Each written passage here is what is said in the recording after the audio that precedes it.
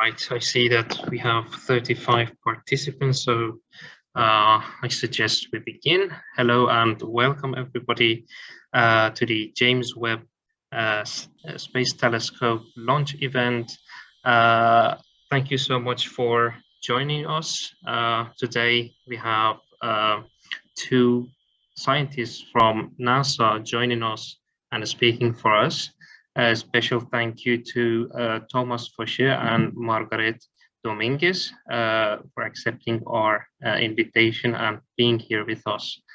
So I'm going to leave the floor to Thomas first, if you want to say a few words and say hi to the audience. Sure. Hi, everyone. Thank you very much for the invitation. Very excited to be here. This is finally the week or maybe the month. We are not sure yet for the launch, but yeah, almost there. Thank you so much, Thomas. I think it would be a good time to actually say a special thanks to the three lead organizers of this event, Sarah Bassi, Margot van der Motten, and Luca Schifano. Thank you guys so much for making this happen. And I think Margaret is not here yet. Margaret, are you here? I don't think she's here yet. So hopefully she will be able to join us shortly. Not here. All right, but nonetheless, maybe it would be a good idea to start with an introductory video. So I'm gonna share my screen with sound so you can actually see this video together. The James Webb Space Telescope is one of the most complex and sophisticated scientific instruments ever built. A joint mission between NASA, ESA and the Canadian Space Agency, it's seen here folded and packed for launch in a clean room at Europe's spaceport in Kourou, French Guiana. Operating 1.5 million kilometres from Earth, the observatory will unfurl in space to reveal a 6.5 metre wide primary mirror made up of 18 individual hexagonal segments, a smaller secondary mirror and a giant multi-layered silver sunshield.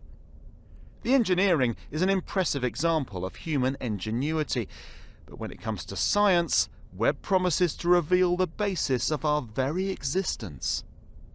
The origin of Webb is the search for our origins. We want to find out where the first galaxies formed, how they formed when they started making their stars in the very early universe not long after the Big Bang. And to do this, Webb uses its big mirror and its infrared vision to look into these really early days, observe the light from these galaxies that's been traveling to us for billions of years, and it shows us these galaxies, how they were billions of years ago.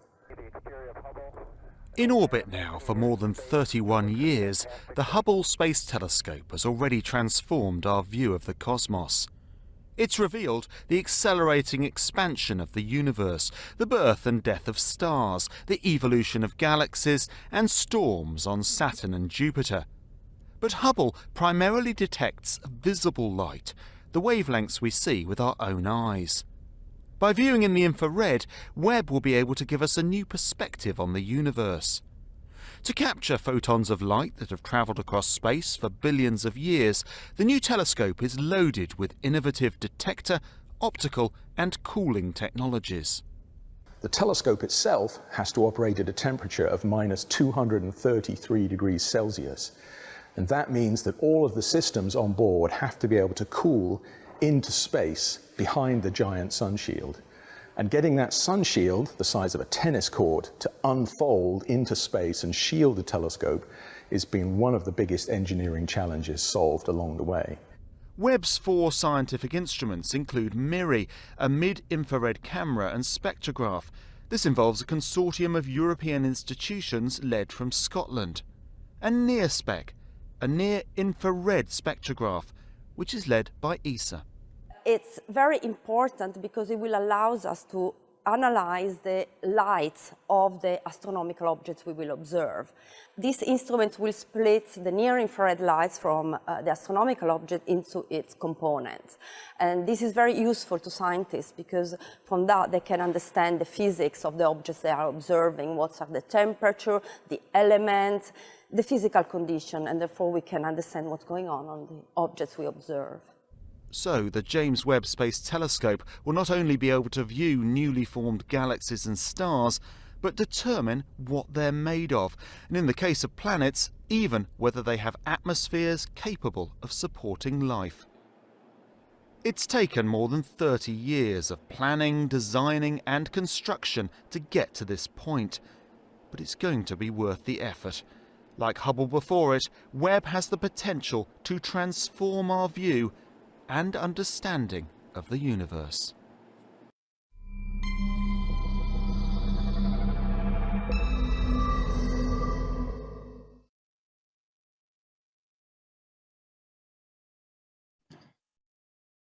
Truly a spectacular invention. We're going to see the very, very big importance that it has to all of us, the humans of this planet, shortly in Thomas's and Margaret's talks. But we were planning to actually have the launch event today as well. So the plan was to watch the launch together. So we were going to have a hub here at B-PHOT student chapter so everybody could watch it together, and then one of our speakers would talk over it and tell us about what's happening and why is it important. But anyways, as you know, the launch has been delayed to 24th of December to this moment.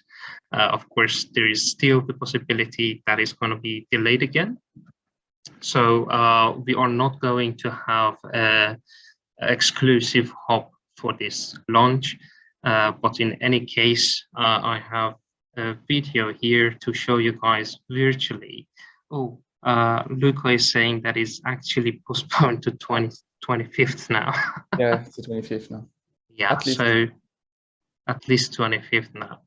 So you're going to make sure that you receive all the information about the broadcasting of this launch so that you can actually join it directly, join the broadcast directly from NASA. So I'm gonna share my screen again so that we can see this launch. Well, let's say simulation of a launch together.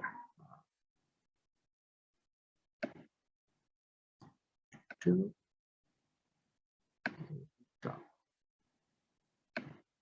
9,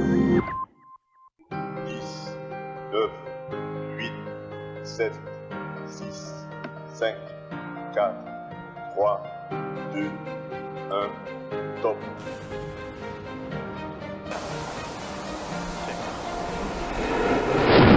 Allumage Vulcain. Allumage EAP, décollage.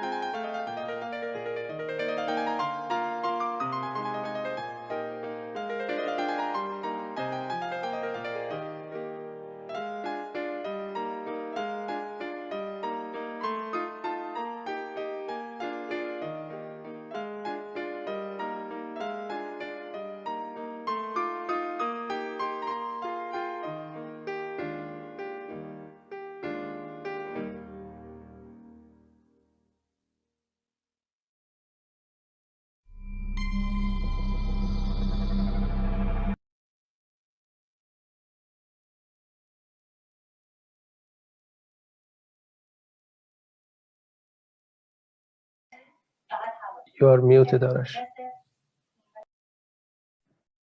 Right. Thank you, Mehdi. I hope you've enjoyed the simulation of the launch. So I'm going to now introduce our first speaker.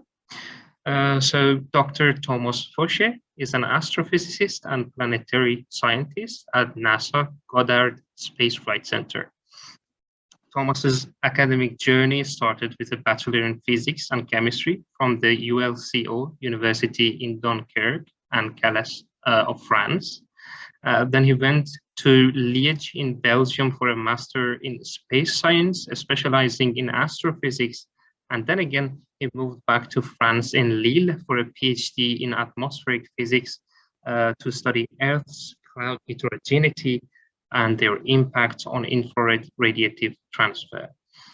Well, I'm going to quote this part. After half a year wandering between whiskey distilleries in Scotland, he obtained a NASA postdoctoral program fellowship at NASA Goddard Space Flight Center to continue to study the impact of cloud heterogeneities on the retrieval of their optical properties from satellite observations. Passionate about astronomy and planets, he decided at the end of his fellowship to study exoplanets at NASA, which are his main research subject now. Thomas's work consists in using general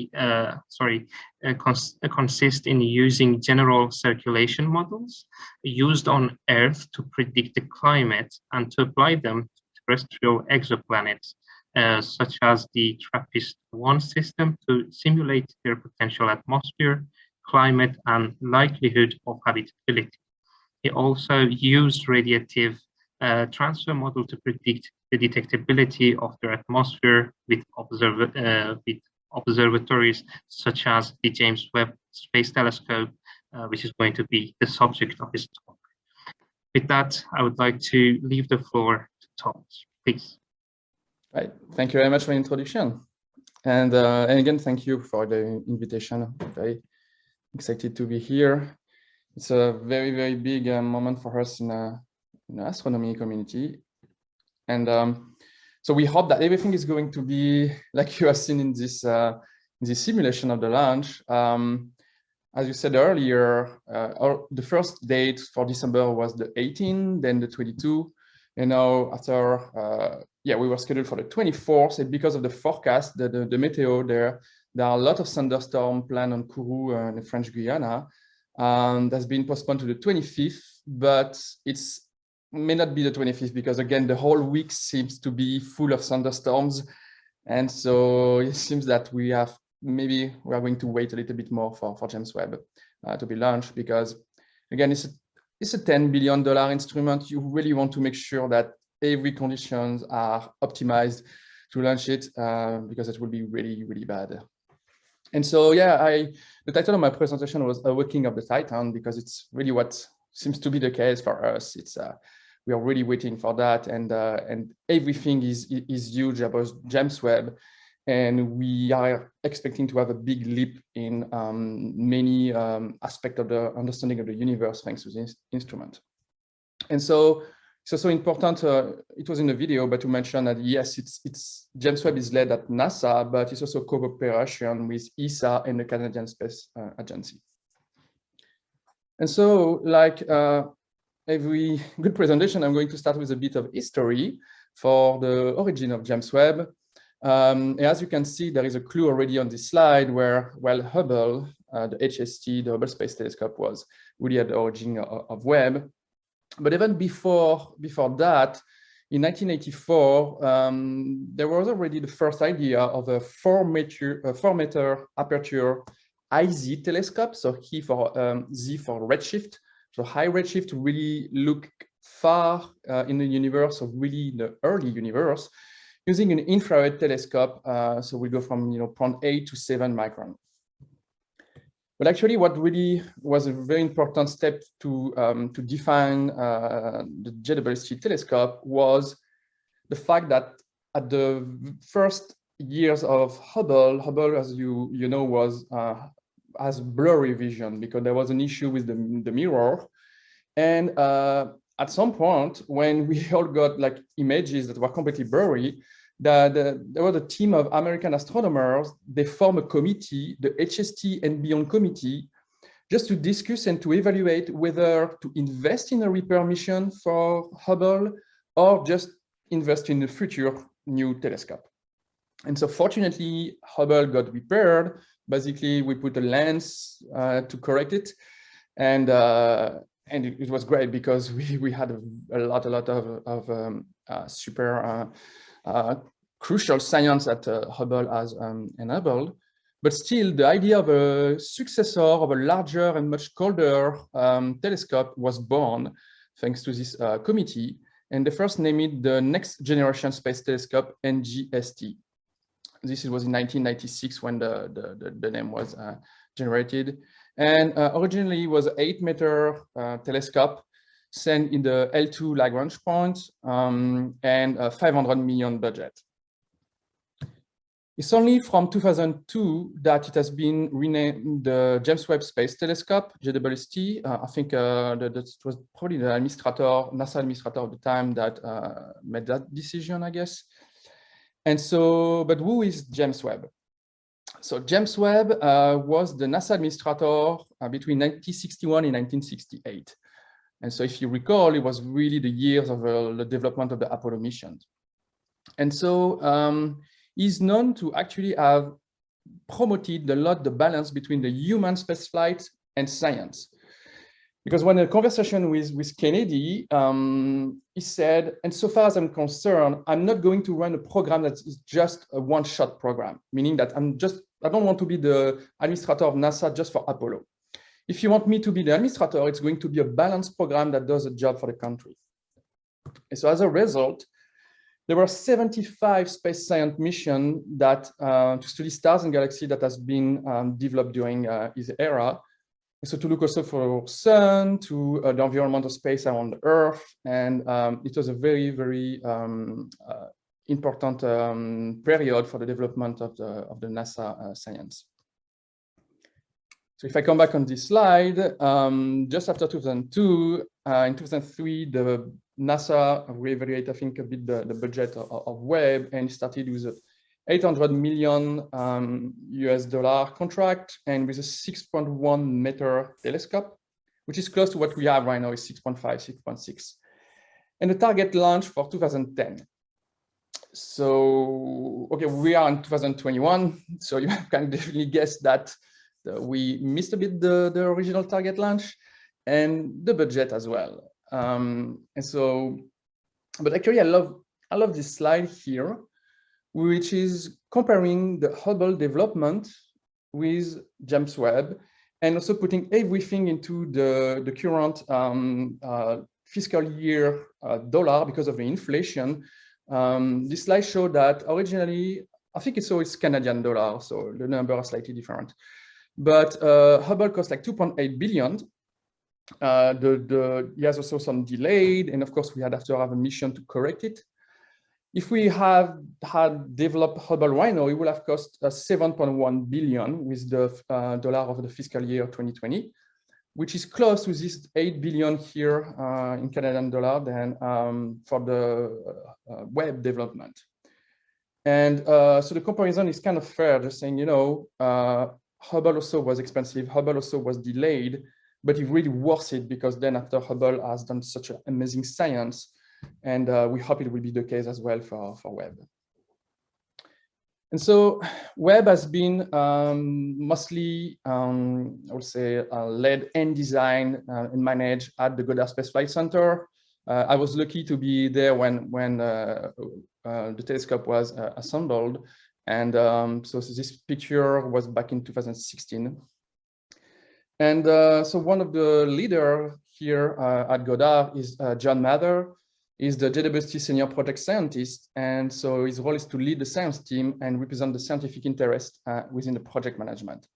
And he's also the 2006 Nobel Prize laureate for physics for the cosmic microwave background radiation, the anisotropy of this background radiation that he has measured with the Kobe satellite. And so we have also a lot of contractors, companies that are working directly with NASA. The principal contractor is Northrop Grumman Aerospace Systems.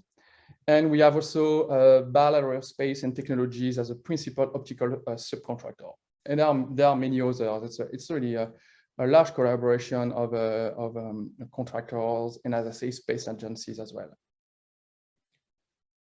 So now if we compare James Webb to Hubble or to a human, you can really see how the telescope is really, really huge. Hubble, we are something like 2.5 meter for the diameter of the mirror. Here, we are like 6.5, 6.6.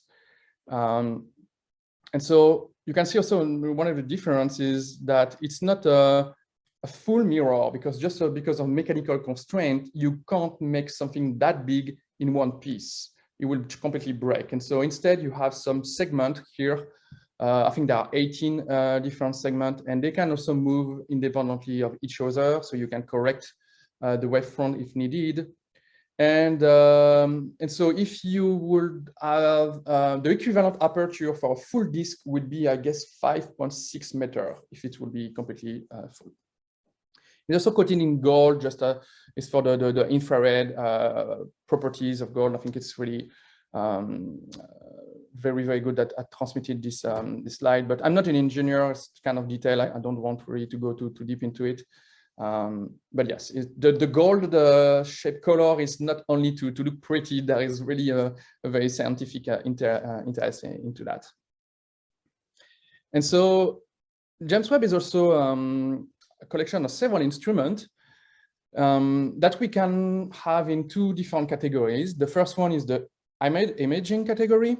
And so here we have three instruments, the NIRCam, MIRI, and IRIS. And you can see on the bottom, on the x-axis, you have the wavelength range for each of these instruments. And for direct imaging of various objects of the cosmos, you can also use a coronagraphy mode, where the coronagraphy is basically you block the light from the source in the middle, because the source will be too bright and you try to observe something around your source. And the coronagraph is helping you to block this light and reveal what is around the source. The second mode is the spectroscopy mode. That's the one I'm most interested in for my own work.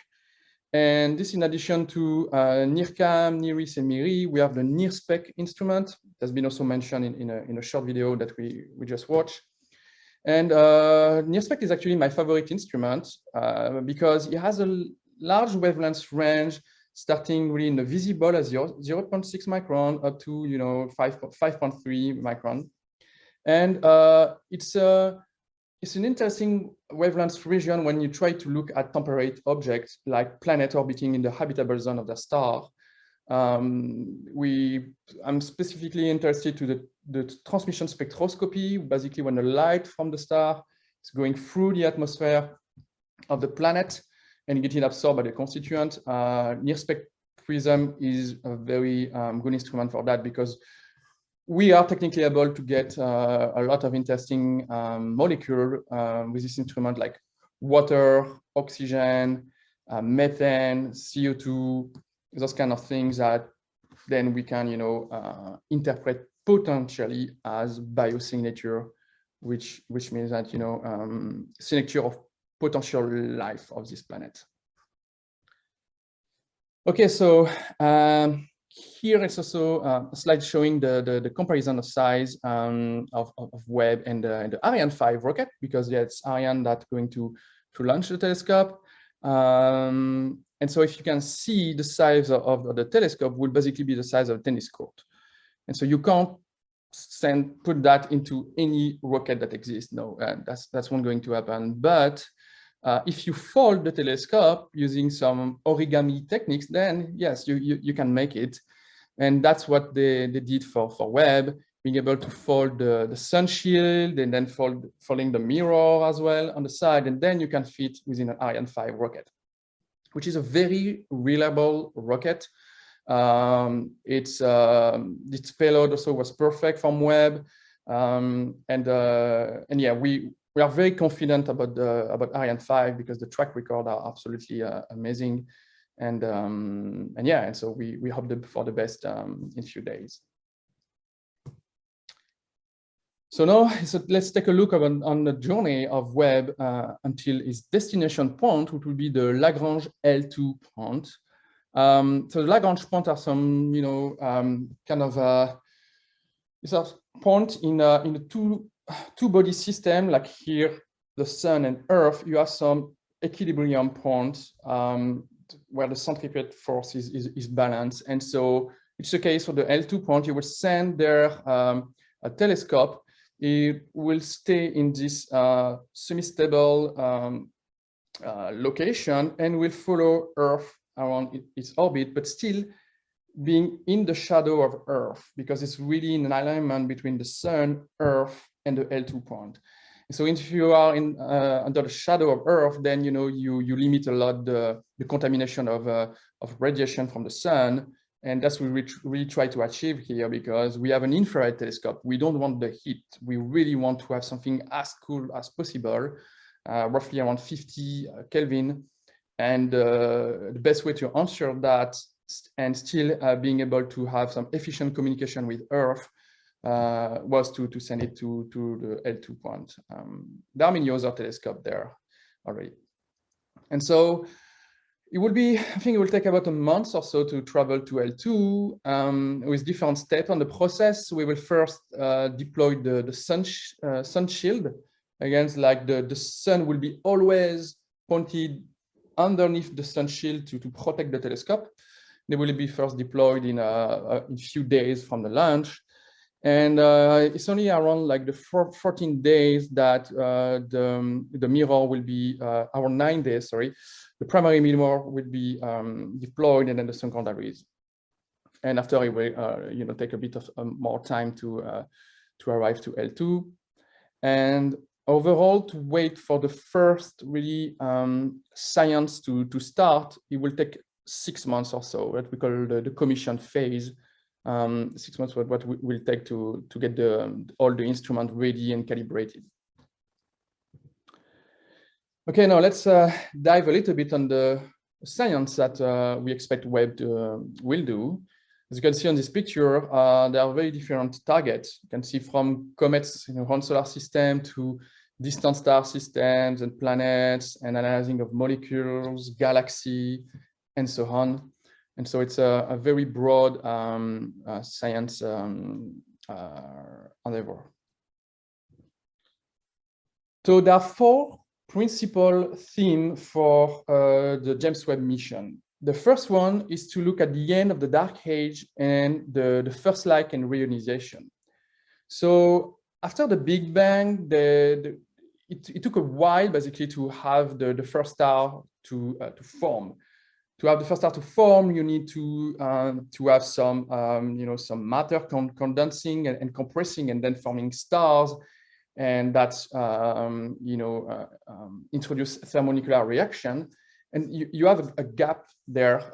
It took like a really million years to this to happen. And so we have this area called the dark age, where the universe was just completely dark. There was no light there. And at some point, when the first star collapsed and started to light up, they were extremely massive, 100 of times or maybe 1,000 of times more massive than the sun. So massive that they emitted a lot of high energy radiation, like a lot of very strong UV. And so this was, when they all light up like that, they completely reionized the whole universe. The hydrogen was reionized because of the strong amount of UV radiation. Is that the reionization period we are talking about? But this area is still not really clearly understood, and Hubble is not able to look there. Webb will have the capability to probe what was going on at this time, and so Webb is going to specifically try to answer several questions. When and how did the reionization occur? What sources cause reionization? As I said, I mean, there was massive stars, but they want to understand how. What are the first galaxies? Did black holes form right after the Big Bang, or they form after with collapse of stars? There are several questions like that that are fundamental for this sort of cosmology. Okay, and the next theme is the assembly of galaxies. And so here, Webb will be also able to at least partially answer some of those questions, which are, how are galaxies formed? What gives them their shapes? How are the chemical elements distributed through the galaxies? How do the central black hole in galaxies influence their host galaxies? What happens when small and large galaxies collide or join together? Again, that's kind of an area where we have already some idea how the process works, but we really need this infrared information from Webb to go deeper into this question. And yeah, Webb will be really amazing at that. The third theme now is the birth of star and protoplanetary system. So I really love these two images here on the top, where you have this man having his arm in a plastic bag, like a opaque plastic bag, and in a visible light, you don't see his arm at all. But when you turn on the infrared light, there you go, you can clearly see the arm through the opaque plastic bag. And that's basically an analogy between what Hubble can see and what Webb would be able to see through a cloud of like an opaque nebula. Webb won't be able to go through with this visible light, but Hubble, but Webb would be able to go through this cloud of dust and gas and reveal what is inside the cloud or even beyond it. And so here the few questions Webb will try to answer will be, how do clouds of gas and dust collapse to form stars? Why do most stars form in groups? Exactly how do planetary systems form? And how do stars evolve and release the heavy elements they produce back into space for recycling into new generation of stars and planets? So here really, you know, the supernovae or planetary nebula, how does this process, you know, work? And yeah, this will be also a very, very important area for Webb. The last and but not least theme is the planetary system and the origin of life. So that's the one I'm most interested in because it's definitely directly in my area of work. And here we can have two different categories, but they are both interconnected, would be the solar system and the other planetary system. So here, if I start for the solar system, several questions can be answered with Webb. Maybe what is the chemical and physical history of the small and large bodies that came together to form Earth? How did life develop on Earth? Do comets and other distinct icy bodies contain clues to our origins? And was there ever life on Mars? So here on this figure, you can see there, that's been done by my friend at Goddard, Geronimo Villanueva. It's a simulation of what James Webb with a near-spec instrument can see through Mars atmosphere. So be able to identify CO2, water, ethane, methane, and even hydrogen chloride. So here the interesting thing is like Webb will bring complementary information from what we already have around Mars. We have a lot of orbiters trying to probe Mars atmosphere. We are also, you know, rovers and or other instruments on the ground, but Webb will bring another category of information.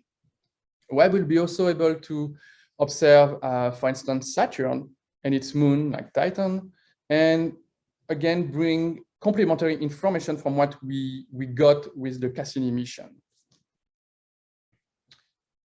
So beyond the solar system, we have other planetary system and with planets that we call exoplanets. And here, yeah, Webb will also help us to understand much better the systems. So the questions are, from our own solar system to distant star system, what can we understand about planet formation, evolution, and the suitability of planets as habitats? Can we find planets orbiting in the habitable zone of stars, where it is possible for water or perhaps life to exist?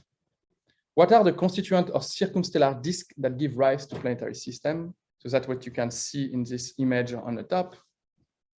Do planets in planetary systems form in place or travel inwards after forming in the outer reach of the system? How are the building blocks of planets assembled? How do planets reach their ultimate orbits? how do large planets affect the smaller ones in the solar system like our own as well. As you may know, Jupiter or even Saturn had a very important influence on the own solar system, on the inner planet like Earth. And we try to understand if this is the same for other planetary systems. And so one of the very important things also Webb would be able to do is to probe the atmosphere of exoplanets using mostly here in this video that I'm going to play is the transmission spectroscopy. And so when you have a planet that passes in front of the star, you basically create a mini eclipse of the star thanks to the planet. And so, of course, if the bigger will be the planet, the larger the dip you will create in the light curve of the star. But what is very interesting as well, if this planet possesses an atmosphere, then the light from the star will go through the atmosphere of the planet and will be absorbed at specific wavelengths depending on what kind of molecules you have there. And then after you can reconstruct a spectrum with this technique. And so we are already doing that with Hubble at some specific wavelengths, but for very, very large planets. Hubble does not have the sensitivity to go for smaller planets. Webb may be able to do it, but it's still a bit uncertain. Playing the video again. And so here is actually it's a figure I made in 2019 for the TRAPPIST-1e exoplanet. So the TRAPPIST-1 system is a system of 7 rocky exoplanets at 40 light years away from us. That's been discovered by a team of Belgian astronomers in Liège back to 2016 originally, in 2017. And here, what I made a climate simulation for TRAPPIST-1e, assuming that TRAPPIST-1e will have a modern Earth-like atmosphere, which means mostly dominated by nitrogen and oxygen. And after, I simulated what James Webb would be able to see if indeed TRAPPIST-1e has that kind of atmosphere. You can see here, I highlighted 2 important instruments of James Webb, the near-spec prism, going from 0.6 to 5.3 micron, and MIRI, low-resolution spectroscopy from 5 to 12. And you can see on this spectrum, or spectra, there are 2, you can identify different molecules that are super important for life as we know it. Oxygen, water, CO2, and methane. But the problem that we had, and we have shown in this study, is, well, the spectrum looks great if you consider that your planet will have clear skies, which means no clouds, which is the spectrum that you see at the bottom. In this case, you see important absorption lines that they look strong, and so it's good for detection. But the problem, if you have a habitable planet, that was supposed to be the case for TRAPPIST-1e, then you have liquid water on the surface. If you have liquid water on the surface with habitable condition, you're going to have clouds in your atmosphere. And if you have clouds, then clouds is like a cloudy day on Earth. Well, the light on the surface is much dimmer because clouds are opaque. And that's what clouds do here on the spectrum that you see on the top. They actually reduce a lot the light going through the exoplanet atmosphere. And they block a lot of it, especially near the surface. And at the end, you end up with a spectrum here, which is much more flat by comparison to the clear sky one. And this is a big problem because now all the water lines here, or even oxygen, becomes undetectable clearly because it's really, really flat. And even the very strong line of CO2 here are quite significantly reduced because they are truncated by on the bottom by this effect of clouds. And so on this specific study, we've shown that, well, we will be able to probably detect CO2 on this kind of a planet because CO2 are still, very important absorption line here in red, despite the clouds. Maybe methane, if you think about atmospheric composition that has more methane than modern Earth, which was the case, we think, of the Archean Earth a few billion years ago, then methane, you can get it as well. But beyond that, it may be very, very difficult to see anything else.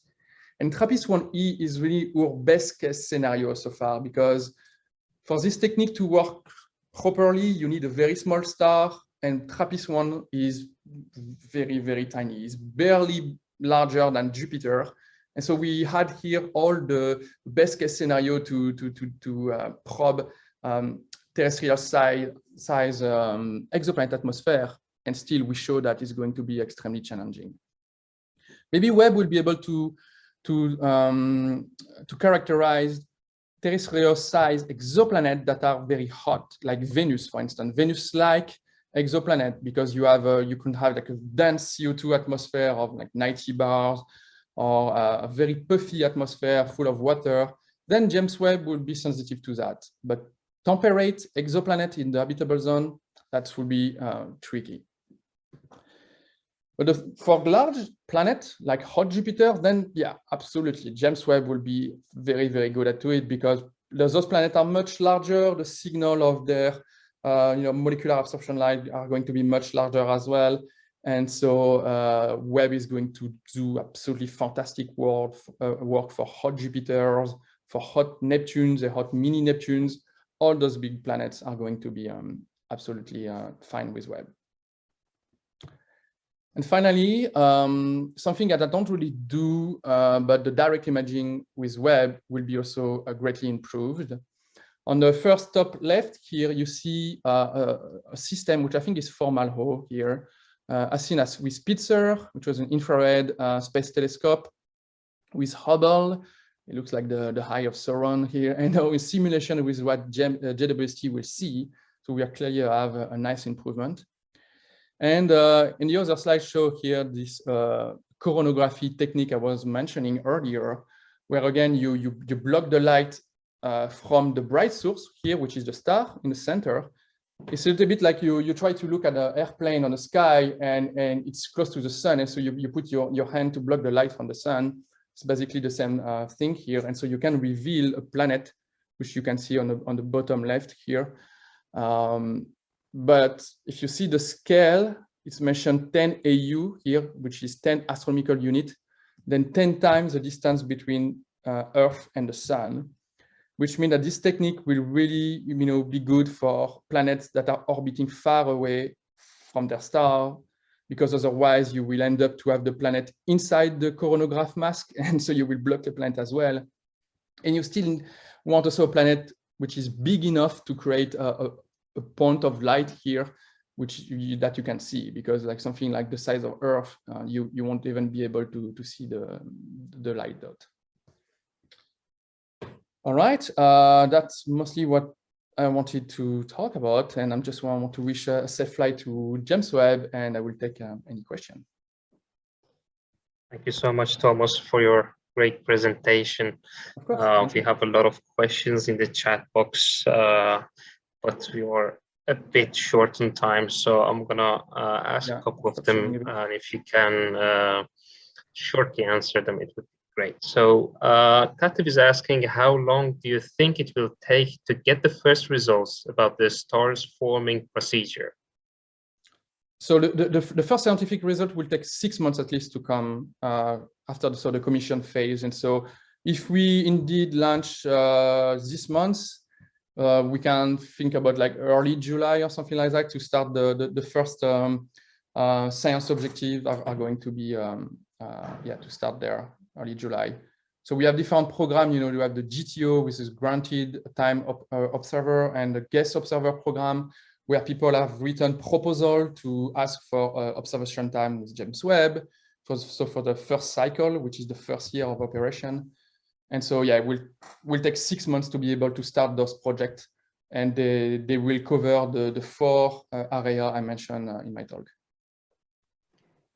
That is great. So Mehdi is asking, how does the light detected by the James Webb Telescope at a distance relate to the date that the signal was generated?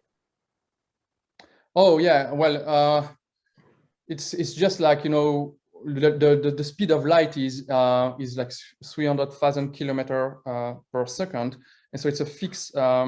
It's not instantaneous, and so the farther you look into space, you basically come back in time.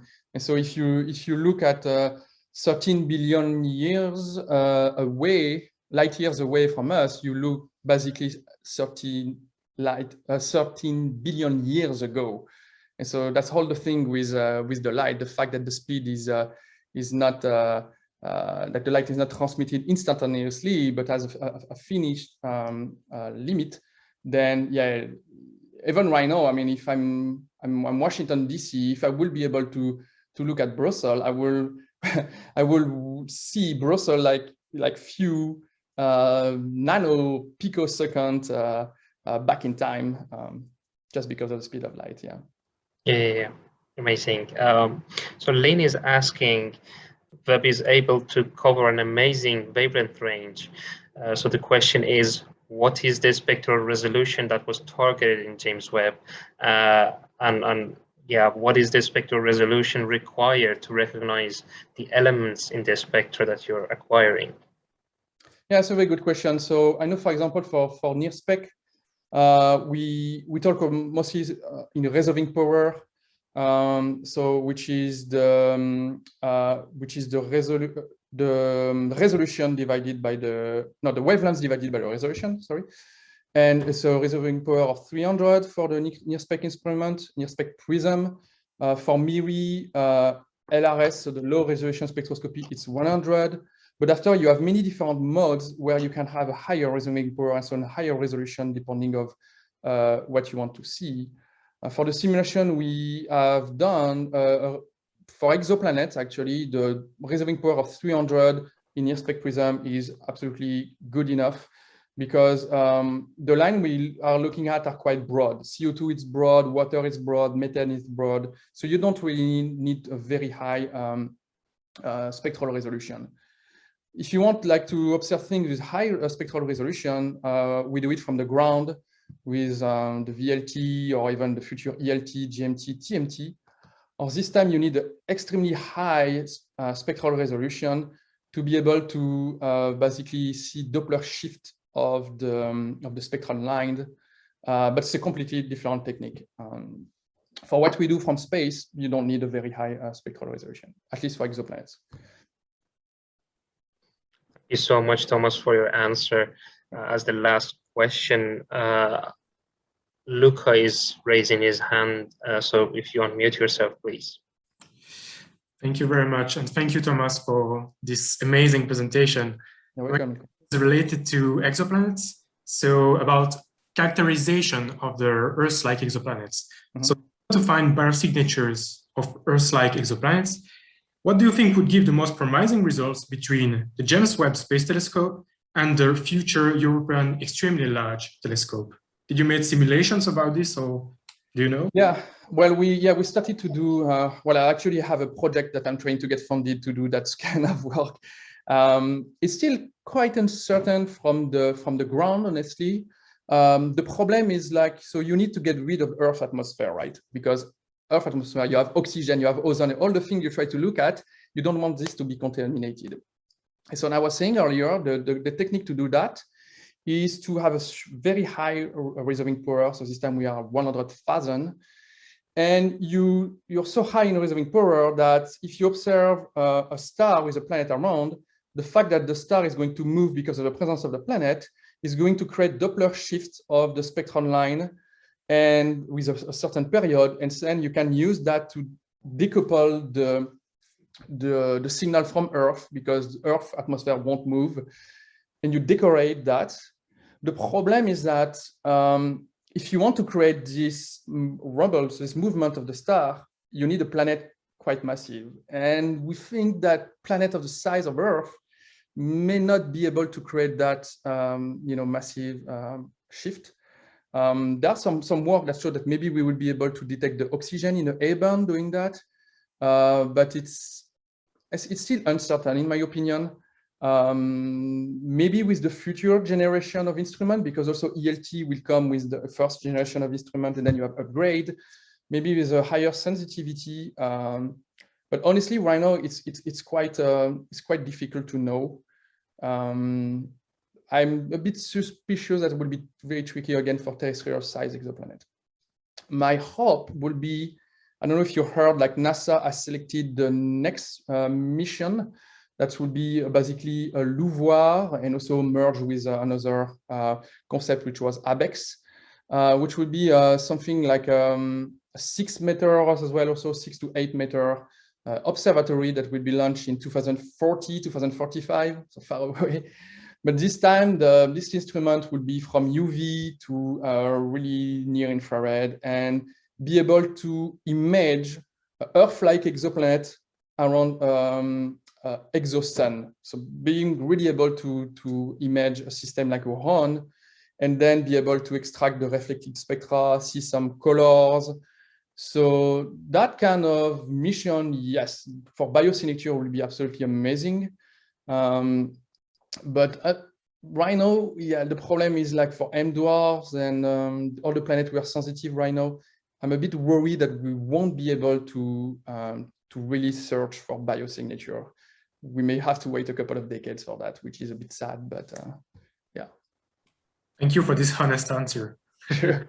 Thank you so much, Thomas. I know that you have to run to reach your test center. So we're going to let you go. Again, thank you so much for your amazing and very interesting presentation.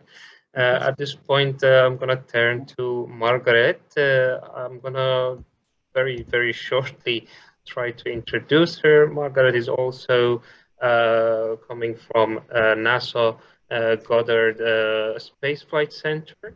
She's an optical engineer, and she earned her bachelor's in physics from the Universidad de las Americas Puebla in Mexico. And her master's and PhD were in optical sciences from the University of Arizona. Margaret has been working in NASA since 2008 when she started as a summer intern. Then again in 2009, she returned as a part of a pathway program from NASA. Margaret has conducted optical design, alignment, and metrology on the ground support equipment for the James Webb Space Telescope's integrated science instrument module. And she also carried out spectroscopic measurements on witness samples which were collected off the Hubble Space Telescope. Most recently, she's been working on the Wide Field Infrared Survey Telescope, where she's building the GRISM, or grating prism, which is a slitless spectrograph on board the telescope, which will survey emission line galaxies when it is going to be launched in 2025. Margaret completed her PhD while working full-time on the GRISM instrument. And furthermore, one of Margaret's hobbies is doing outreach to teach others about optics and the important work that is being done in NASA. With that, I would like to leave the floor to Margaret. Please, the floor is yours. Thank you so much. And thank you so much for the invitation. And I love that we had Thomas join before me to give us the science. So you sort of get the science perspective, and I'm going to come in from my engineering perspective. So I think it's an excellent way to complement, how complex James Webb is. And let's give it a try. I'm going to try to share my presentation. So let me know if you guys can see my my screen right now. And, yes. Okay, excellent. And let me know if you see the transition where the title says a little about myself. Yes. Okay, excellent. I've had issues where you can see the first one and then you don't see the transition. And once again, I appreciate the invitation. We're so very excited, even though I'm sure you guys heard that we had a one-day delay for the launch of Webb. It's now scheduled for December 25th. So for those of us that celebrate Christmas, that'll be the way that we will be spending Christmas morning. And thank you so much for the invitation.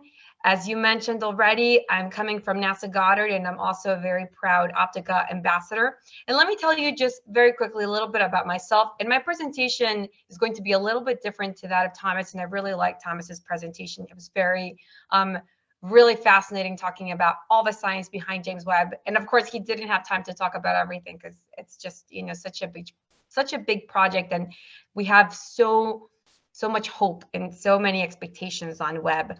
That's why we're all so desperately waiting for it to go out. So as you mentioned in my bio, I'm originally from Mexico. I grew up in a pig farm. I left Mexico a few years ago to go to grad school at the University of Arizona. So that was sort of a big transition. And then along the way, I moved to Maryland to start working. And there you see my husband, who actually is also an optical engineer at NASA. And he's also working on space telescopes. And I love to show this photo because I love to do outreach so much that on our wedding day, I told him we need to do a little optics demo so that everybody on this very special day that is going to be our guest can learn a little bit about optics. So we had these diffraction grading glasses that we gave to all our guests, and they were able to just learn a little bit about optics, which is what we do and what we're always talking about here at home. And then together, we were able to meet James Webb. And this is a beautiful, absolutely selfie with James Webb in the background, because that's something that was the optical component of James Webb was made at Goddard, which is such a special place. And in order for you guys to understand what do I mean by the optical component was made at Goddard, let's talk about NASA just for a few minutes. And let me give you an idea of what is NASA. NASA is a federal agency that has essentially different campuses. We call them centers, and we're distributed all over the US. So you see in this map how there are different centers.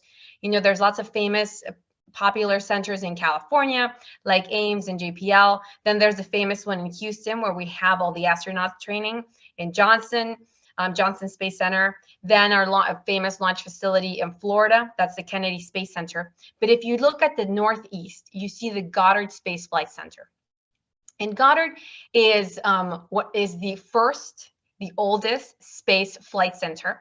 And if you notice the different names, so some centers say research center, some centers say space center. Goddard is a space flight center. And that means that we build instruments that are going to do space flight. So it's a little bit different than other centers. And it's really exciting to be working at the first space flight center of all of NASA. So we are the oldest facility that has been building instrumentation that's going to go into space. And Goddard is so big that we have actually other little facility campuses that belong to Goddard. And this is a picture of what Goddard looks like today. It really has that university feel. You know, that when you go to university, it has that campus feel where you have gyms, cafeterias, people go jogging. You can see that little lake, people go fishing. We have all kinds of clubs where you can play soccer and you can do build your own little greenhouse. We now have a station where you can recharge your electric vehicle. You know, things like that. Of course, Goddard, just like the rest of the world, is not as active right now because of the pandemic, but it's just a very exciting place. And NASA has won for the 8th consecutive year out of all the federal agencies, the best place to work in the federal government. And Goddard is the best place to work with in all of the different NASA centers. And I'm sorry, I'm going on about NASA because it really is a cool place and I really love to talk about it. And that's just to give you just a little bit of perspective of what the role of Goddard specifically was on James Webb, because we have many NASA centers throughout the US, but Goddard was the center that really built the optical part of James Webb. And as you saw, you know, James Webb is a really large telescope. It has multiple very complicated components, but the optics were built at Goddard. And that's something that, of course, I'm very proud of.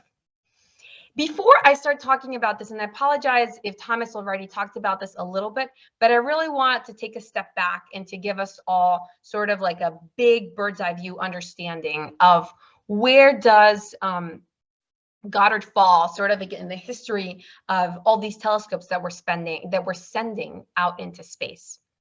Approximately every 10 years, we have a decadal survey, which means a group of international scientists gets together and they decide for the area of astrophysics, what are the most important questions that we need to answer for the next decade? And then we can focus on making a telescope that is going to help us answer those questions. So you can see in 1972, the winner of the Astrophysics Decadal Survey, and we have surveys in other scientific areas as well, but we're only going to focus on astrophysics right now. The winner in the 1970s was Hubble. And Hubble has been out there for a long time, and people know Hubble for different reasons. And that's sort of, we're going to go back to when we launched Hubble. 10 years later, approximately, the winner of the Decadal Survey was Chandra. 10 years later, the winner of the Decadal Survey was Spitzer. And then in the 2000s, the winner of the Decadal Survey was James Webb. And of course, James Webb had a different name back when we had James Webb. And here, even though it won the winner of the Decadal Survey, in 2001, we're finally getting ready to launch it now.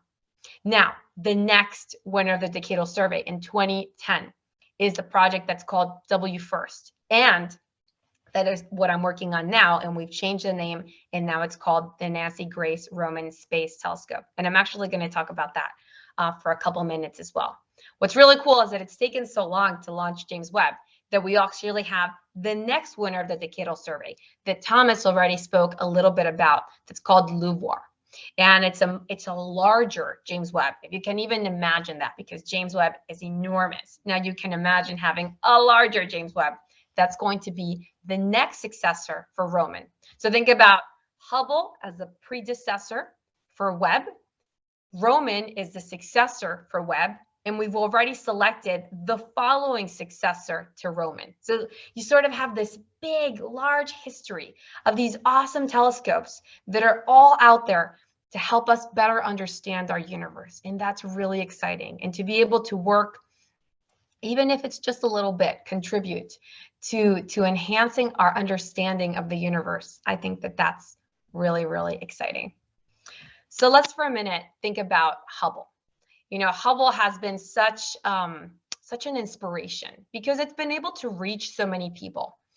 It's been able to collect and share beautiful pictures. So even for the people that don't care about the science, it's just been so special to be able to see this beautiful imagery that has come out of Hubble.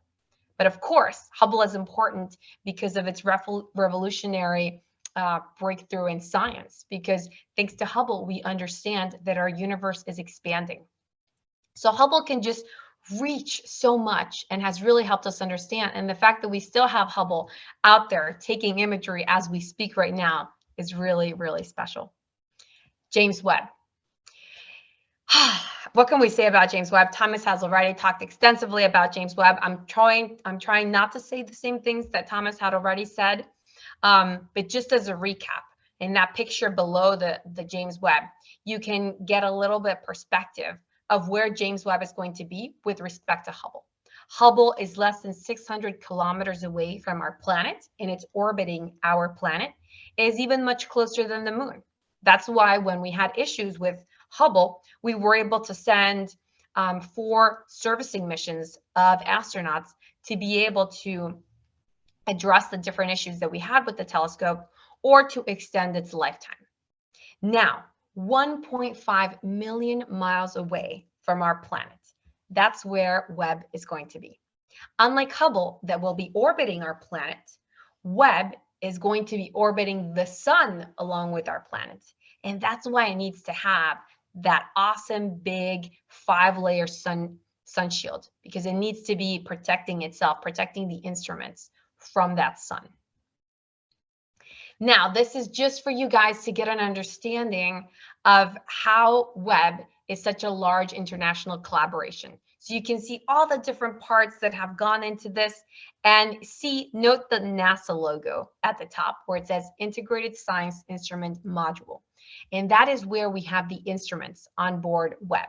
You have the sun shield, which was made in collaboration with a contractor here in the US, Northrop Grumman. You see various other logos from Ball Aerospace and ATK. That means that we have, dozens of companies that are working together, focusing on specific parts of Webb, because it's such a complex piece of technology that we need to be collaborating to be able to make this happen. Very large, very expensive, very cold, very far away, lots of new technical challenges that have come along with Webb. And of course, I'm an optical engineer, so let's talk a little bit about optics. This is an example of the ETU. This is an engineering development unit. When we focus on making telescopes at NASA, we want to make sure that before we make the thing that's going to fly, we call that the flight instrument or the flight part that's actually going to go into space, we make a lot of prototypes before, because we want to test our methodology. We want to test our approach. We want to sort of push its limits and see how well we can do this. You know, will it break? When will it break? And we don't want to do those tests on the flight before we're ready. Of course, we make all the flight parts go through very rigorous testing. We want to absolutely make sure that it won't break here before we send it. But we want to be able to make sure that we know which tests we have to do to make sure that it's going to work. And this is why we have these prototypes, these development units that we make before, so that we can test these ideas, these methodologies, these approaches. So this is one segment of a prototype of an EDU where we measure the surface figure. And we always have a budget, right? Because whatever we make is not going to be perfect. With the models that we make in ZMAX and Code 5, for all of you optical designers out there, you know, you can always design something that's perfect. Actually, my husband is an optical designer, and he's always designing these like really ridiculous things. And I tell him, who's going to make that? You need to design something that is manufacturable, because I'm the one in our family that actually makes things in the lab. So he comes up with these crazy ideas, and I try to question them a little bit, so he designs something a little bit more manufacturable. So it's important that when we build something, we sort of say, we know that there's going to be certain errors in the manufacturing. You know, manufacturers can only make things so well. They're going to try to make them really good, really close to perfect, but perfect is not going to be zero errors. We're going to have some allocation of errors. So there's a budget. And we just want to be within our budget. So you can see there we have a clocking budget and a decenter budget, and we just want to make sure that whatever we measure is going to be within that allocation, within that budget. So there are multiple things that we want to do when we're evaluating the performance. We want to be able to remove piston, tilt, and power. And clocking, we want to be able to remove gravity, because we know when we test something here on Earth, is going to experience gravity effects that it's not going to experience when we send into space, especially that really far away from space, where it's not going to experiencing the same gravity that we experience here. So we need to take that into account via modeling and testing whenever possible, so that we sort of get this best possible picture of what it's going to be like after we remove these sort of Earth-made issues that it's not going to be experiencing in space. One other thing that is really important that we test, as we know it's going to be 1.5 million miles away, kilometers away from our planet. And it is going to have that sun shield protecting it against the sun. That means it's going to be really, really cold. Cold to up to like 4 Kelvin, which is extremely, extremely cold. And of course, that means we need to test it at 4 Kelvin, and we need to make sure that it's going to be performing as we expect it to be within our allocation, within our budget at that temperature. It doesn't matter if we test it at ambient conditions, right? Because that's not representative. It's important to set up your tabletop, to set up your bench, to be able to start developing your plan at ambient, but ultimately we need to verify the performance at the operating temperature of the telescope. And that's where I come in a little bit. And I'll talk about that in 2 minutes, about what my role was on James Webb a few years ago. But let's do a quick recap of some Webb fun facts. And I won't spend too much time here because I know Thomas already did an excellent job. So that's awesome. Thank you, Thomas, for that. There are 4 instruments on board Webb: NIRCam, NIRSpec, MIRI, NIRIS with the fine guidance sensor. It's going to have a massive primary, 6.5 meters across, which is just crazy. It's an international collaboration between NASA, the European Space Agency, and the Canadian Space Agency, and of course, many other contractors worldwide. It has 18 gold-plated segments. And as Thomas pointed out, it's not to make them look pretty, but it's because with that metal coating, it makes them much more efficient in the infrared, which is the wavelength for all the various instruments on board Webb. You can see that the spectral range, operational spectral range, is between 0.6 and 28 microns. So it really covers the visible, near infrared, mid infrared, and this is meant to complement a lot of those other space telescopes in astrophysics that we already have out there. It has, as I mentioned before, a 5-layer deployable sun shield, which is the size of a tennis court. Did you guys know that Hubble is about the size of a bus? Can you imagine how many buses you can put on a tennis court? It's sort of like really ridiculous to think about. And the coldest instrument on Webb is going to be operating at -267 Celsius, which is almost like 4 Kelvin, which is, of course, really, really cold. Now let's talk about what I was working on when I was working on James Webb. If we were to do a side picture of Webb, you'd see that deployable sun shield, that beautiful primary curvature there. Behind the primary mirror, we have ISIM, Integrated Science Instrument Module, which is the collector of all of the 4 instruments that exist on board Webb. Before we integrate any of the instruments on Webb, we need to make sure that we understand how the structure is going to behave. We need to make sure we characterize the structure. And we have lots of alignment fixtures, lots of photogrammetry targets, lots of different targets that are going to enable us to do optical metrology via different instruments. You can imagine this thing is quite large, that it's going to house these 4 scientific instruments. And I mentioned before that we want to make sure that we are testing everything we send to space at the operational temperature that it's going to encounter in space.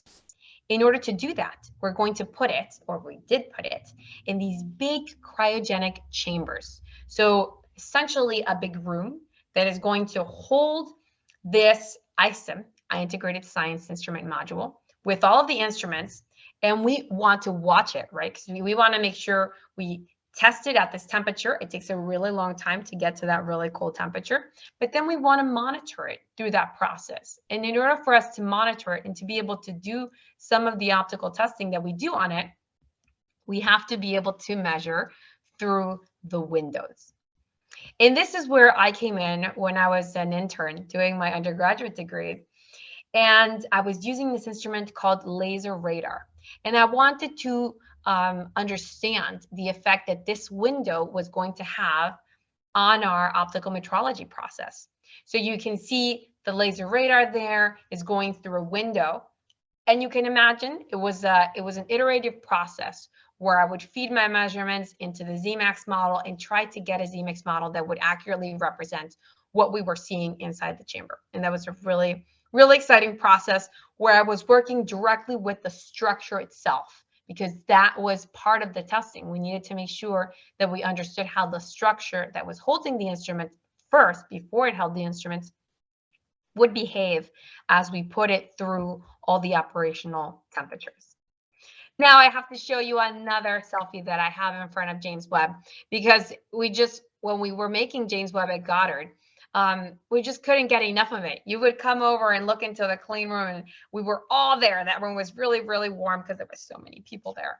And it's just such a cool thing to look at. And I want to show you guys this picture, because I know we already said multiple times the primary is 6.5 meters in diameter, but it's really hard to grasp what 6.5 meters in diameter looks like. And we have in this room where we could see Webb, they made a wall that was to scale to Webb. And there you see my hand in one of the scale size segments of Webb. That's how big it's going to be. It's really hard to understand, at least for myself. Maybe you guys do really good with scales. But for me, I was like, this thing is so big. Look at just the one segment and my little hand. It really is sort of this realization that we are sending something to space this big, that we've never sent a scientific telescope like this to space before. And it's just really crazy to be able to get the idea that we're this tiny compared to Webb. This is another picture of what Webb looked like at Goddard when we were putting it together. Each of the 18 segments was put with that robotic arm. And you see on the top right, there is the laser radar, that instrument that I was using to do my optical metrology testing. So we installed each of the 18 segments with that robotic arm. And then you see those covers that were removed after. And I remember there was a live feed that we had a camera that would update every 10 or 15 seconds inside this massive clean room we have at Goddard, where everybody could just go into the webcam, connect online and be able to see the live feed. And the pictures that they were taking when I had colleagues that would go in there to remove the covers. Can you imagine you're one of those people that is removing the covers? It sort of felt like it was one of those moments like in a Tom Cruise movie, you know, where he's like coming down, hanging, and that's how these people look like.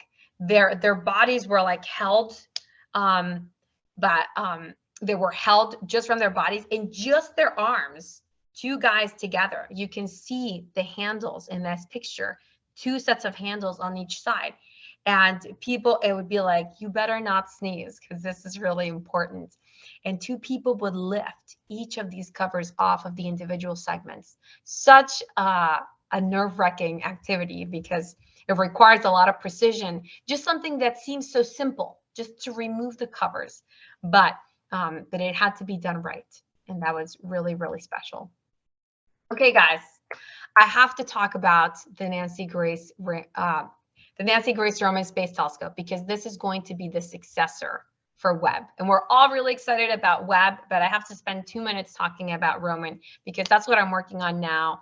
And this is going to be next. And I want to get you guys excited so that when we do launch Roman, which is going to be in the next 5 years, you guys will be watching and getting ready for another launch party for Roman as well. It's exciting because Nancy Grace Roman is the first astrophysics decadal survey winner that we've named in the honor of a female astrophysicist. So that's really cool. And it's especially cool because we knew Nancy Grace Roman as the mother of Hubble. So it's kind of beautiful how all of these really instrumental pieces of technology that are enhancing our understanding of astrophysics sort of all go together. Hubble, the mother of Hubble, Webb, and now we have Nancy Grace Roman. Of course, the name is really long, so I'm going to be calling it Roman from here on out. Roman is actually using a spare primary mirror of Hubble. So it's the same size as Hubble, but unlike Hubble that is UV invisible, Roman is infrared, just like Webb, and is going to be at the same position as Webb. So the plan is that we launch Roman soon so that it can be working together with Webb, doing complementary imagery. Let's talk a little bit about the specifics of Roman. As I mentioned before, it's the same size primary mirror as Hubble, 2.4. We're going to be launching it really soon. We expect for it to have a lifetime of 5 years, potentially extended to an additional 5. And it'll have 2 instruments on board, the wide field instrument and the chronograph instrument. Roman has a really large field of view, 100 times greater than Hubble's field of view, but with the same resolution and almost 100 times greater the size of Webb's. So what we gain with Roman is that we will be able to map the universe, that sky, much, much faster than we had before. Check out the Andromeda Galaxy. If we wanted to map it with Hubble, it would require over 400 pointings versus with Roman, we'll be able to do it almost the same amount with just 2. So that's really extraordinary. As I mentioned before, there are 2 instruments on board Roman, the coronagraph instrument and the wide field instrument. And I am currently working on the wide field instrument. And I'm an optical engineer, so let's talk about the optical design. This is what Roman, the cartoon picture of what Roman looks like today. What if we could take the outside off and we wanted to just see the guts, the optical guts? And this is a ray trace of what the telescope looks like. For all of you optical designers out there, you have the primary. Remember, it's a spare from Hubble. The surface figure has changed, but it's still the same size. Now the light reflects onto the secondary. Then we have a central obscuration in the center where the light goes through. It hits one fold, another fold, and it hits the tertiary. And after we hit the tertiary, because this is a TMA, 3-mirror anastigmat is the name of the optical design of Roman. After we hit the tertiary, on our way to the detector plane, we hit the grism, the grating prism, which is what I'm working on today. And which, if this is interesting to you guys out there, I invite you to go on the Roman website at NASA Goddard and learn more about the grism. And I want to end with one of my favorite phrases from Marie Curie. Life is not easy for any of us, but what does it matter? We must be perseverant and above all, have confidence in ourselves. And that's why we're really confident that James Webb is going to launch really, really soon. And we're all looking forward to that. Thank you again for the invitation and for your time. Thank you so much, Margaret, for your really inspiring and passionate presentation. Now I'm going to go to the questions that we have. So one is from Lean, who is asking, amazing presentation. There were a lot of efforts made to shield the telescope from the sun. And she's asking which measures were taken to protect it from radiation. So the question is a little bit loaded, right? Because there's so many parts to it. So we have the sun shield to protect the telescope, but we have the sun shield to protect the instruments as well. And some of the instruments, in order for them to even operate, they need to be kept cold. We call them, they have cryocoolers. And we actually even have a department that's called cryogenics department, which is, that's how important that is, that we have a group of people that their expertise is in cryogenics, so they can build cryocoolers that are going to keep these instruments cold so they work. Because if they are not maintained at their temperature, the instrument is simply not going to perform. So it's definitely important for us to protect everything from the sun, because we need to maintain it at a certain temperature. But that's not enough. It's not enough that it's going to be 1.5 million kilometers from our planet. It's not enough that we're sheltering from the sun. We then also have to take it down a notch and make it even colder. So we have the sun shield to protect it, and we also have just housing that is made specifically to keep it even colder, because if it's not kept to that temperature, it's not going to perform. And of course, at NASA, our philosophy is test, test, test, and retest. We need to make sure that whatever we're doing, we check it multiple times, right? And we all know that we're doing scientific research. If you find something that happened one time, that's awesome, but that doesn't mean that that's going to happen every time. And the only way to know is by doing it and doing it and doing it and getting the same result each time. And we do that a lot at NASA. Great answer. So I'm going to move on to Yusuf's question, who's asking, is there any prospect of building a telescope, or at least assembling it, on Moon's surface, since Moon has no atmosphere? Many ideas. There are many ideas that I've heard throughout the years. I think, we are getting ready. We have our Mars 2020 mission. We have the Artemis mission. So we're on our way to Mars, and we're going to stop by the Moon to prepare for that transition. In that process, there are lots of ideas of what people want to do. And putting a telescope on the Moon is not the first time I've heard that. We need a lot of time to get ready for that. We need a lot of money to get ready for that. So I think there are a lot of proposals that are, that have started taking place. but we're not there to have a tangible thing yet. But these questions are great. We need to be getting more people asking these questions, writing proposals. The only way that this happens is by having a lot of people wanting to do that. And that's a great idea. And I'm sure we just need a little bit of time and it's going to become a reality. So another question is if each of these segments for the telescope, Webb's telescope, are they freeform or are they normal mirrors? So that's a really great question. And they're not freeform. So they have a conic constant to them. But what's really cool about these segments is that they have this, they're sort of flexible. And we have this motor behind them. In each of the 18 segments, you can modify them.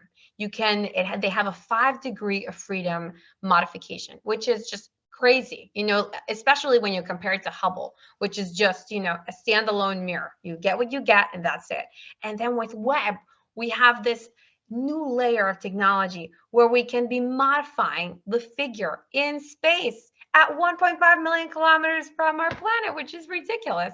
So it's just really special to be able to think that we have all this flexibility. And as I mentioned, I'm working on the successor for Webb. But the successor for Roman is going to be LUVOIR, and it's going to be a bigger James Webb, which is probably going to have some of this flexible technology as well. Can you even imagine what we're going to be able to see with LUVOIR? It's like we're all getting really excited about Webb, and it's absolutely amazing. But what's going to happen next? Let's have even crazier ideas, right? Because that's really what we're going for. Great answer. So another question is, as the telescope is so far away, is it not more probable that it's going to receive damage from particles and dust and so on? And how do you ensure that it won't be damaged? That is a great question. And I have to say, I'm sorry, I'm an optical engineer, so I don't know the answer to that question. I'm assuming, because I trust all my colleagues at Goddard and all the science team out there, that they've been prepared for that, right? The telescope is going to be really far away, but we don't have a lot of stuff that we're sending that far away. We have a lot of stuff that's orbiting very close to our planet that we know of that. I mean, we've had even recently scenarios where the International Space Station has had to shelter because they've had debris that has been, you know, that has created some concern for the people on board the ISS. We don't have those same level of concerns when we're out there. There will be other concerns, but I'm trusting my colleagues, my scientific colleagues out there, all the astronomers and astrophysicists, that they've looked into that so that it's not a concern. But unfortunately, I don't have the expertise to answer that question. A very interesting question from Tatif. It might sound naive, but is it possible to use the confocality approach to look at what is exactly under your interest, obeying the atmospheric influences? So to use confocality to look at something. But was the question about doing ground-based telescope or space-based telescope? I'm sorry, I didn't. I think it's a space-based, like Webb. Oh, space-based. Okay. You know, so there are multiple different approaches that we want to use, right? And that's why we have all of these different telescopes that we send out there. And actually, one of the really exciting things of Roman that I'm working on now is that the science that Roman is going to be doing is through, we call it, it's a public observer program. When we send these telescopes out there, we're looking at different things out in the sky.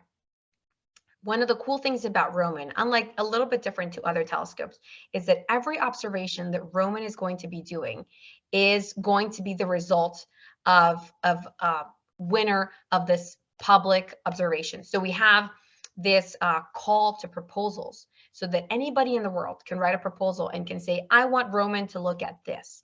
And only the winners of those proposals are going to be the observations that Roman is going to be doing. So all of these great ideas of what people are like, I wish I could see, you know, whatever is your favorite planet from another solar system. you can propose that. And if you get selected, then that's what the telescope is going to do. How crazy is it that anybody in the planet could just come up with an idea, you know, through your research group, and it has to be a really good idea, right? It can't be just like something that, you know, wishful thinking. It has to be a very well-written proposal. But that anybody in the planet could write this proposal, and then the telescope that's a million miles away from here is going to do the observation to help you answer that question.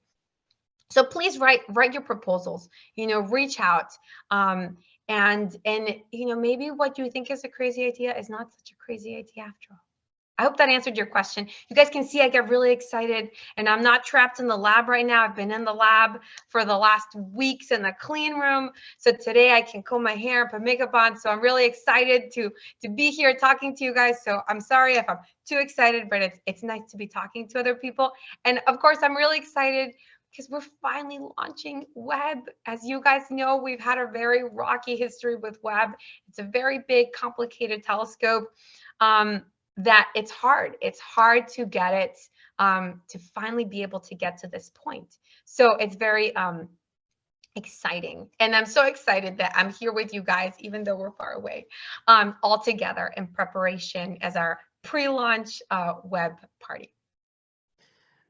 I think everybody shares this opinion that your excitement gets us very excited as well. So as one last question, I think I can go to the question about the optical design of the telescope. So I don't remember who exactly it was, but the question is, will the data of this optical design of Webb telescope be available as like open source data so people can actually look through it or work with it? Not yet. So normally it takes us a long time to be, and everything we do at NASA, we want the public to know about it. But we do protect some of those details just for a little bit. And so there's a lot of information out there about whenever we prepare to send any telescope out into space, we want to test it really well here. So you can find already a lot of information from our prototype units, and that information is out there published in journals and presented in proceedings at different conferences. But the prescription of the telescope, I think that the level of detail of the prescription is not distributed yet. I would expect that you have a lot of that information coming out next year once Webb is out there.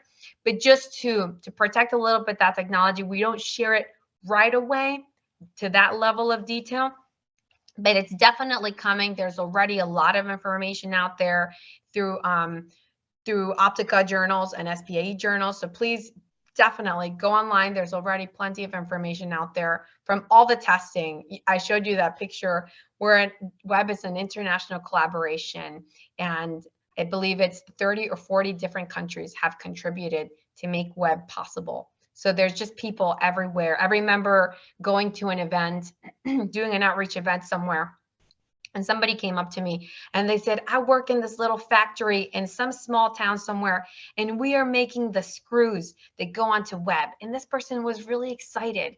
And you think like the screws, like this tiny part, but it's a really important part. So all of us play a role, even though it seems like this really small role. Maybe they only made 5 screws, right? Because we have, maybe it was only for this one little part. But it doesn't matter. That's how big Webb is, that we just have people from dozens of countries, from universities, and contractors that we're all coming together to make this a reality. So it's possible because of all of us in a way, and because we all care, right? We all are excited about this and we all care. So I feel like we all have a role to play and to continue to make it exciting, and even beyond James Webb. So that's why I did my plug. So you guys, I want to rope you in, start getting excited about Roman, because that's next. Thank you so much, Margaret, for answering all the questions, and more so, thank you so much for your great presentation. And I wish you could see the chat box and the praises that you and Thomas are getting because of accepting our invitation, your talk, and being here. Thank you so much. Now, I welcome everybody to open their webcams so that we can take a final photo for our social media. Astrid, would you please take care of the photo? Yes, thank you very much. And thank you to our both speakers and Margaret. Your talk was so enthusiastic, and we are also, you can notice our smiles like this big during your talk. Now, please, again, smile that big for the last picture. And I will count, and yeah, wait a minute, please. Okay, 1, 2, 3. And please don't change your positions, I mean your cameras, because I need to take the screenshot of the second one. 1, 2, 3. And one last, just to be sure everyone is fine. 1, 2, 3. Thank you so much, Thank you very much. Maybe a last big thank you to the 3 lead organizers of this event, Sarah, Margot, and Luca. Thank you guys so much for all your efforts. We really appreciate it. And thank you everybody for joining in. It was an amazing event. We learned a lot. We shared a lot of excitement. So we all wish a good luck for James Webb's launch. With that, I would like to end this session. Thank you so much for joining. Thank you, guys. See you, everybody. Bye. Thank you very much. Thank you a lot.